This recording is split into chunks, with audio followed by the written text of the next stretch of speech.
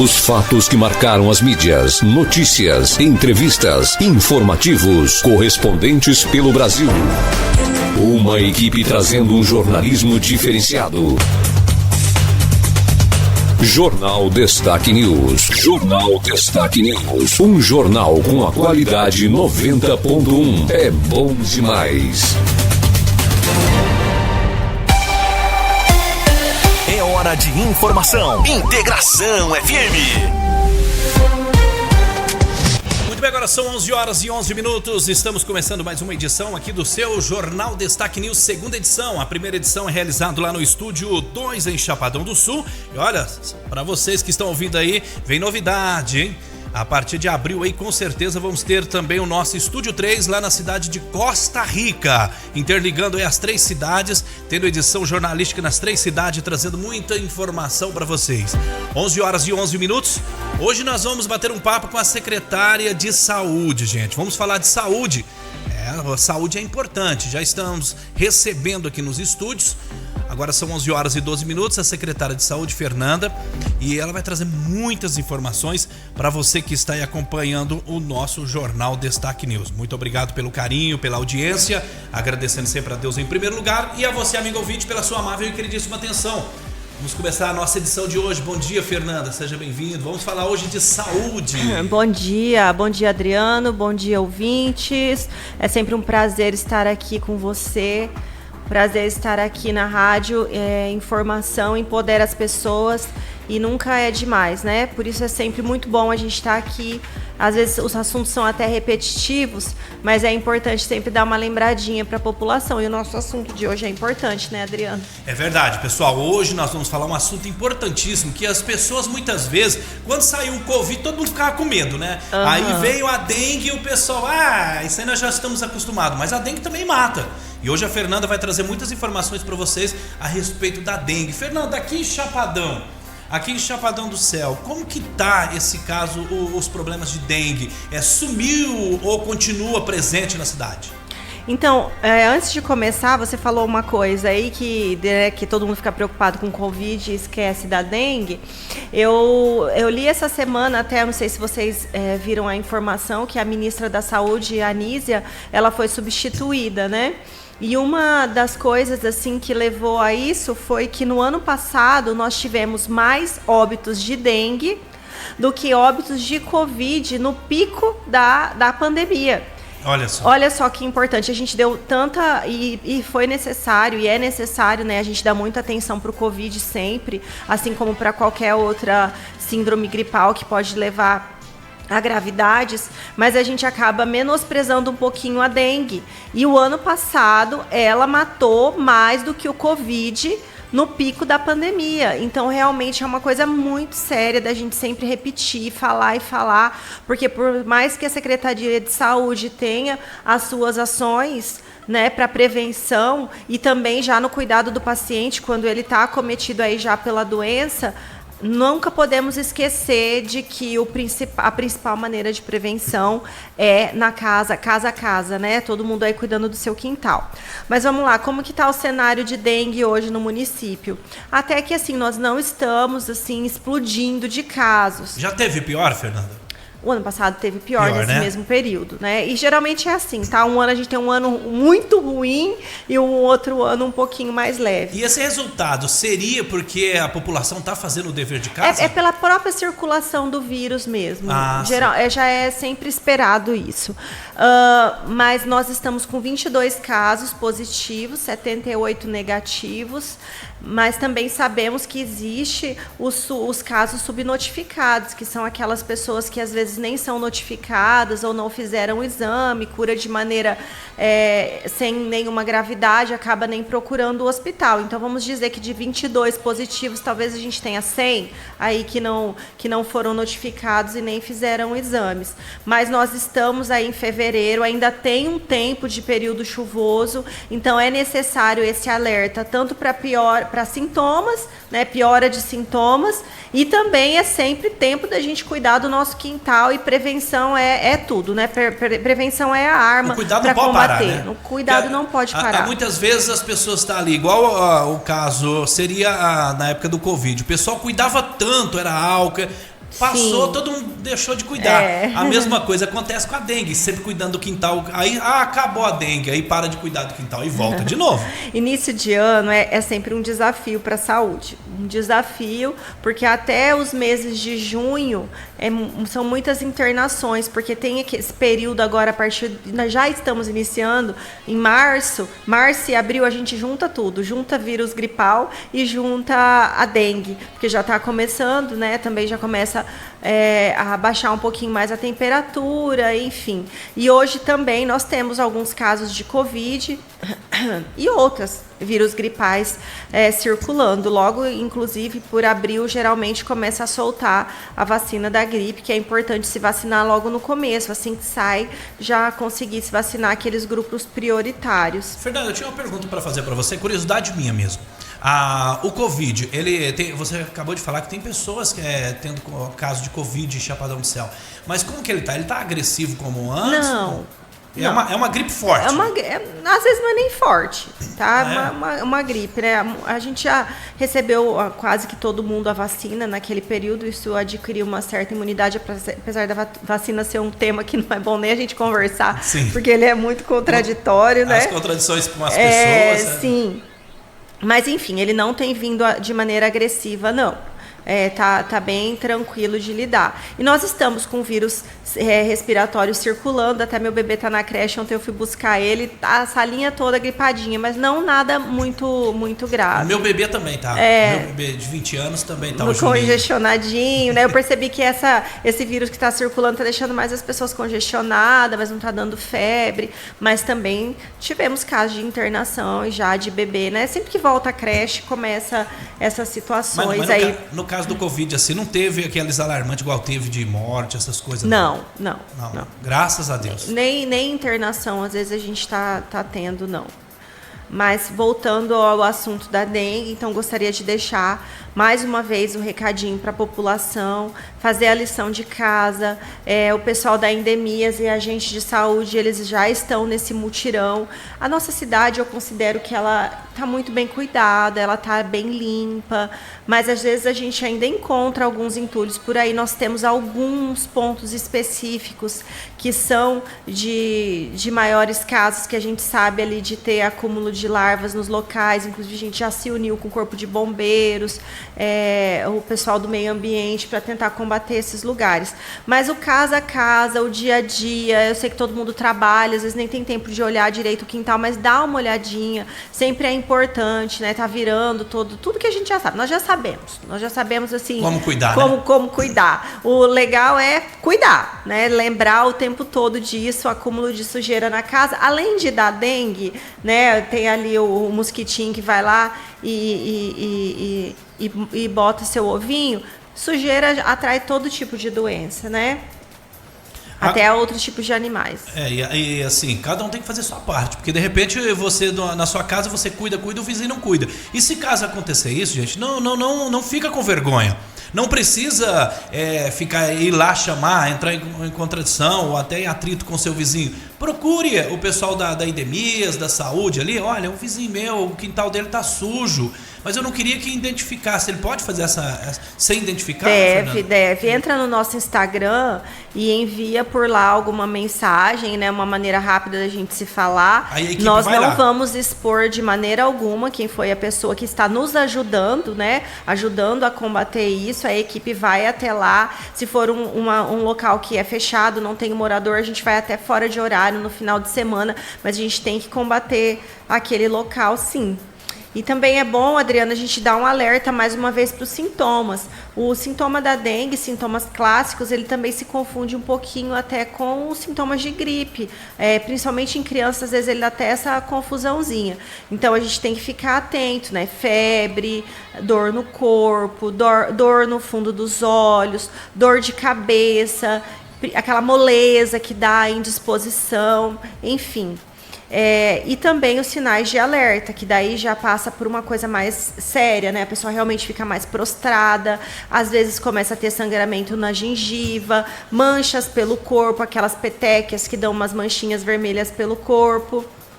e dor abdominal intensa, então procure o hospital. Mas o que faz para melhorar a dengue, né, os sintomas de dengue, ou para passar rápido tudo isso? É hidratação. Não existe nada para curar dengue além de uma boa hidratação. Então existe o cálculo que a gente faz pelo peso da pessoa, mas vamos supor aí que na média tem que tomar pelo menos uns 3,5 litros a 4 litros de líquido no dia, né? E entre isso a gente coloca também um pouquinho daquele sorinho que é ruim, mas ele repõe eletrólitos e é importante. Se tá bem, né? Se tá naquele dengue clássico, que a gente fala que não tem gravidade. Agora, se tiver alguns sinais de gravidade, deve procurar o hospital, que aí a hidratação ela já passa a ser endovenosa e também precisa daquele hemograma de controle. Eu já disse aqui o ano passado, né, nesse mesmo programa, qual que é a importância dos exames também. Às vezes a gente fica focado que eu preciso de um exame de dengue. Olha, a dengue, pessoal, ela é diagnosticada mais pelo critério clínico epidemiológico. O que é o clínico epidemiológico? Eu tenho os sinais clínicos que o médico avalia, e qualquer profissional de saúde até consegue avaliar de que sim, isso está muito característico de dengue. E eu tenho um cenário epidemiológico favorável, ou seja, eu sei que nesse período chuvoso o que está circulando é o vírus da dengue. A gente junta os dois e eu já fecho um diagnóstico. Bom, esse paciente meu, com certeza ele tem dengue. A partir daí eu não preciso ficar preocupada se eu vou fazer o NS1, né, o IgM, IgG, até porque esses exames eles dão muito falso positivo, ele tem uma janela aí que às vezes se você não está nessa janela vai dar negativo, mas a pessoa está positivo. O que é mais importante, na verdade, é fazer o hemograma. O hemograma é que vai me dar um padrão se aquele paciente ele está piorando ou se ele está melhorando, se ele está ali só naquela dengue que uma hidrataçãozinha em casa oral já ficaria melhor. Nesse ano de 2025, teve algum caso hemorrágico? Não. Na verdade, nós tivemos um senhor que ele foi classificado como um pouco mais grave, ele chegou até ser regulado, ficou em Jataí, eu acho que alguns dias, e depois voltou pra gente, mas evoluiu bem. Um idoso. Mas nada grave. Nada de UTI, nada assim, não. Hoje, Fernanda, a dengue também, como assim outros vírus, eles têm algumas mutações, mutação, sim, né? Mutações. A dengue hoje, ela tem algumas mutações já registradas em Chapadão? Na verdade, o que a gente tem circulando sempre são 4 subtipos, né? Uhum. O ano passado, para isso a gente precisa enviar amostras da pessoa doente para o LACEN, que é o laboratório central, e eles fazem o painel viral, né? E também detecta, se for dengue, que tipo de subtipo que é. O ano passado a gente estava circulando muito o 2. Esse ano em Goiás já começou a circular um pouquinho o 3. O que difere? Às vezes são sintomas. Não né? é grau mais forte, mais fraco? Assim, dizem, né, e realmente você percebe isso, que o 2 é um pouquinho mais grave. Tanto é que o ano passado a gente teve bem mais grave. Chapadão do Céu não teve morte por dengue, né? Não. Aquela menina que morava aqui, ela faleceu. Ela teve caso de dengue, mas foi em Chapadão do Sul, né? Há uns 3, 4 anos atrás. Não me lembro. Mas não, nós não tivemos caso de dengue, não. Graças a Deus nós não temos esse histórico aqui, não. As pessoas procuram atendimento cedo, né? Aqui nós não temos assim um super movimento, então a gente consegue dar atenção para o que é necessário. Fernanda, é mito ou é verdade que as mulheres elas se precaver mais com a saúde do que os homens? Ah, com certeza, né? As mulheres, você pode procurar no hospital, em qualquer PSF, centro de especialidades, e conta quantos homens tem e quantas mulheres tem ali se consultando. A mulher sempre é mais preocupada com a saúde.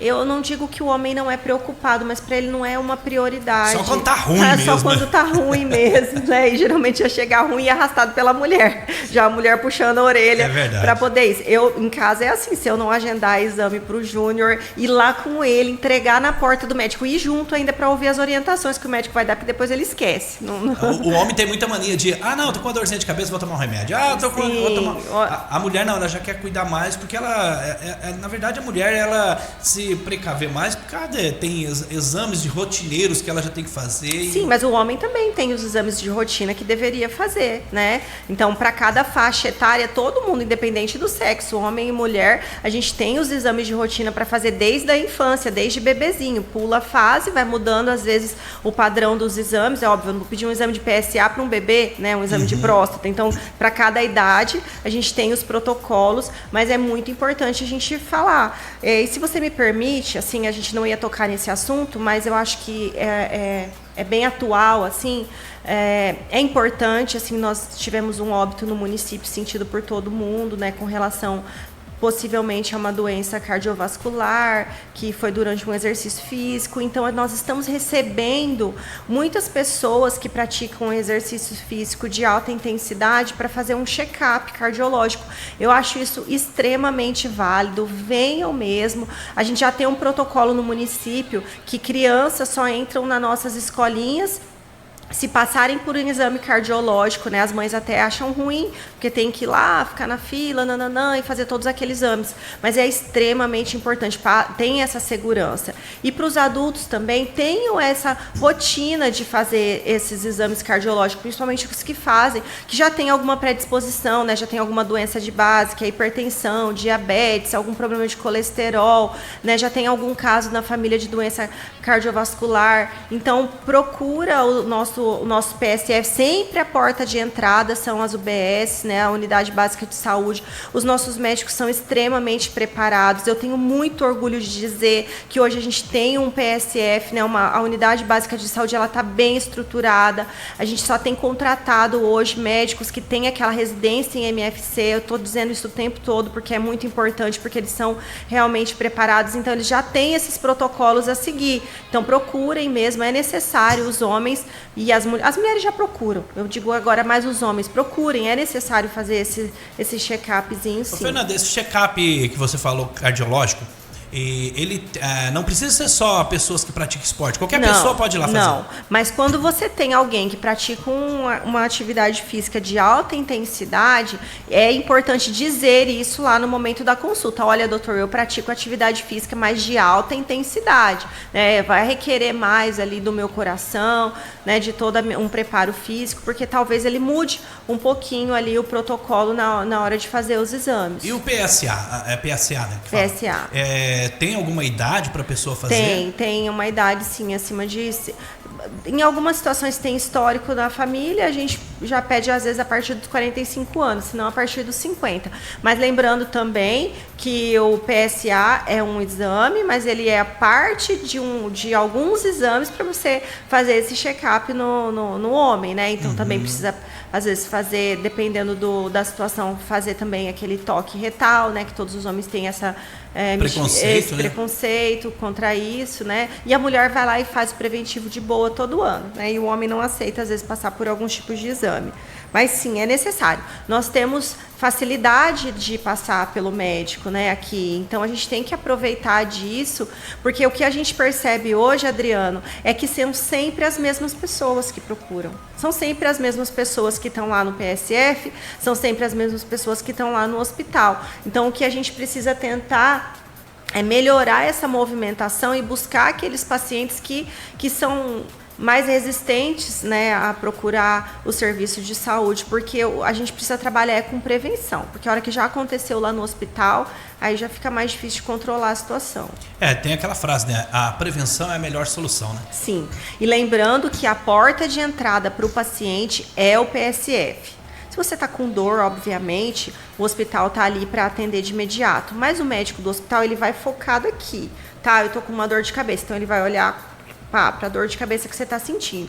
Agora, o médico do PSF, ele é preparado, por isso que já se chama médico de saúde da família. Eles têm uma formação em MFC, que a gente fala medicina da família e comunidade, que eles meio que sabem um pouco de tudo. Então, ele vai olhar lá para o Adriano, mas ele vai olhar, e deve fazer isso, ele vai olhar na sua ficha e falar, nossa, o Adriano está aqui pela dor de cabeça, mas eu estou vendo que tem 2 anos que ele não vem aqui, que ele não faz exames. Então, ele já vai pegar pela sua faixa etária, já vai aproveitar esse momento que você vai estar ali e resgatar todo o seu histórico e trabalhar aquele momento ali para a sua saúde, já prevenção, orientação, enfim. Por isso que a porta de entrada deve ser sempre o PSF. Ou seja, o hospital ali seria mais emergencial. Emergencial, porque o médico ele olha lá mais o que você está sentindo naquele momento. Tá certo, então. Agora são 11 horas e 30 minutos, Fernando. Obrigada por disponibilizar o seu tempo, que a gente sabe que é corrido, trazer essas informações para os nossos ouvintes, para os nossos telespectadores que estão acompanhando aí pelas redes sociais. Muito obrigado. E quando tiver novidade, eu peço que comunique com a gente, vem aqui para ter um papo com a gente. Eu tenho uma novidade, então. Opa, então vamos lá. Novidade A bom. última novidade. Eu falei até na sessão da Câmara na segunda passada. Então, no dia 17 de fevereiro, caiu um recurso total na nossa conta, 1.800.000. A nossa licitação já está pronta e vamos iniciar a obra da construção do PSF novo lá no Jardim Terra Nova. Então, nós temos uma previsão que até dezembro, se Deus quiser, nós vamos inaugurar mais um PSF. E aí, mais uma coisa boa, vamos todo mundo orar por isso aí na cidade, torcer. Mas ontem eu recebi anteontem, né, que saiu a nova portaria para solicitar novas UBS pela ação do PAC, né, que é um programa do governo federal. Então, nós vamos pleitear para isso mais uma UBS ali no Sol Nascente. Nós já temos toda a documentação, porque eu já tinha pleiteado isso ano passado, as duas, saiu só uma. Mas esse ano nós vamos continuar tentando e eu acredito que tem grandes chances da gente conseguir mais uma UBS ali para o Sol Nascente. Olha aí, notícia boa, hein, gente? Bom Fernanda, demais. Mais uma vez, muito obrigado por trazer essas informações aos nossos ouvintes, telespectadores. E tendo alguma novidade, estaremos aqui à disposição. Então tá, Deus abençoe. Amém.